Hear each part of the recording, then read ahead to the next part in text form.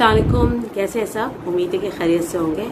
आज मैं लेकर आई हूँ मोमोज़ की रेसिपी। इंडिया में तो ये बहुत मशहूर है और बहुत ही आम दस्तयाब है, लेकिन कराची में ये हर जगह पे मौजूद नहीं है। तो मैं ये जो रेसिपी लेकर आई हूँ आप आराम से अपने घर में बना सकते हैं और इजीली इसे खा सकते हैं। बनाना बहुत ही आसान है, इसमें कोई झंझट भी नहीं है और रमज़ान में तो ये फ़ौरन बनने वाला है।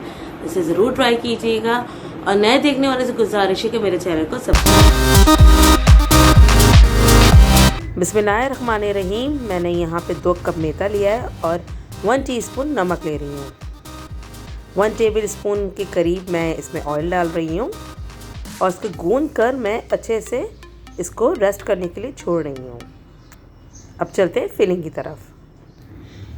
मैंने 250 ग्राम जो है कीमा लिया है और इसमें 2 टेबल स्पून सोया सॉस डाल रही हूँ।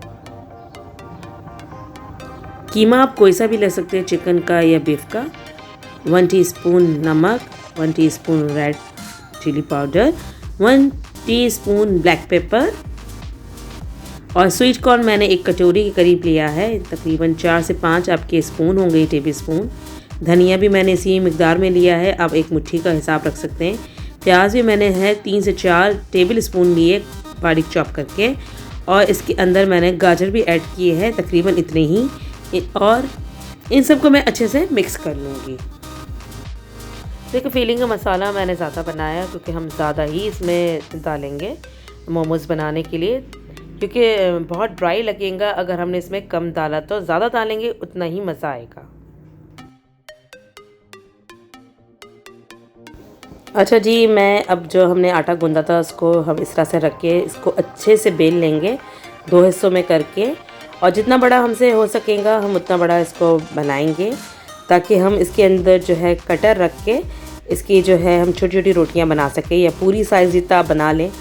परफेक्ट आपका जो है कटर से अच्छा बनेगा, तो आप चाहे तो आप हाथ से भी बना सकते हैं, जो आपको ईजी लगे। जी, हमने एक बड़ी सी रोटी बना ली है। अब इस पर कटर रख के इस तरह से हम बना लेंगे छोटी छोटी पूरियाँ।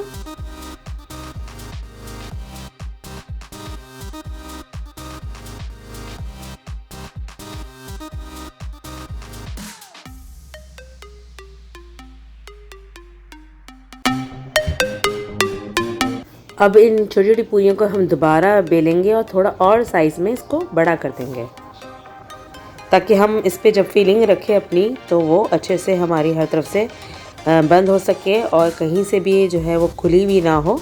इस तरह से देखिए ये साइज़ है और ये देखिए ये पूरी का साइज़ है। हमने इससे इतना बड़ा किया है इसको, ये देख लीजिए। ये मैं इस तरह से भी बता रही हूँ आपको।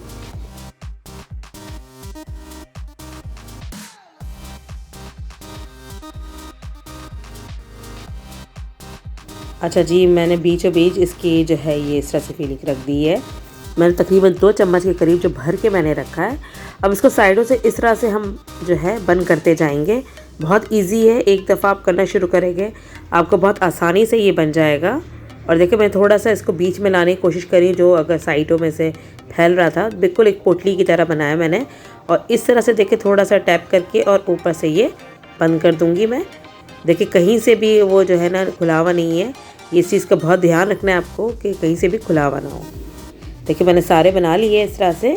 अब इनको हम स्टीम करने के लिए रख देंगे। मैंने जी स्टीमर में 2 गिलास पानी डाला हुआ है और ऊपर से इस तरह से ये जाली रख दी है, और इसको अब मैं ये पानी को उबालने के लिए रख दूँगी। जैसे ही पानी हमारा उबल जाएगा हम इसमें स्टीम करने के लिए रख देंगे। देखिए पानी हमारा स्टीम कर रहा है, इसकी भाप बन चुकी है। तो अब इसके अंदर हम मोमोज़ को रख देंगे। इस तरह से मैं आपको बताती हूँ।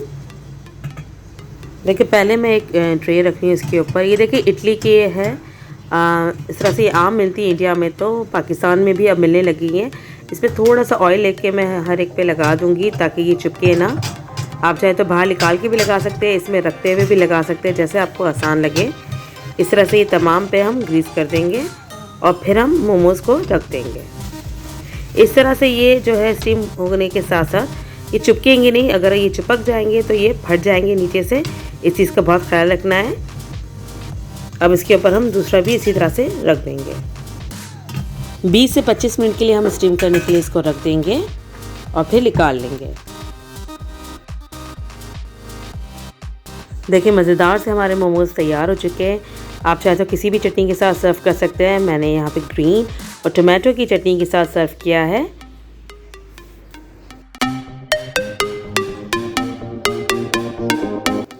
देखिए ये अंदर से भी किस तरह से है, मैं ये आपको बताती हूँ। देखिए इस तरह से देखिए कितने खूबसूरत लग रहे हैं ये कलरफुल। इसमें जो है गाजर का और धनिया का कलर जो आ रहा है बड़ा खूबसूरत लग रहा है और ये बड़े सॉफ्ट बने हैं। इसमें खूब सारी चटनी डालें और इन्जॉय करें।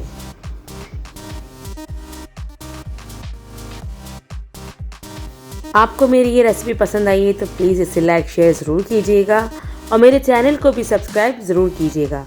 अपना बहुत सा ख्याल रखिएगा। अल्लाह हाफ़िज़।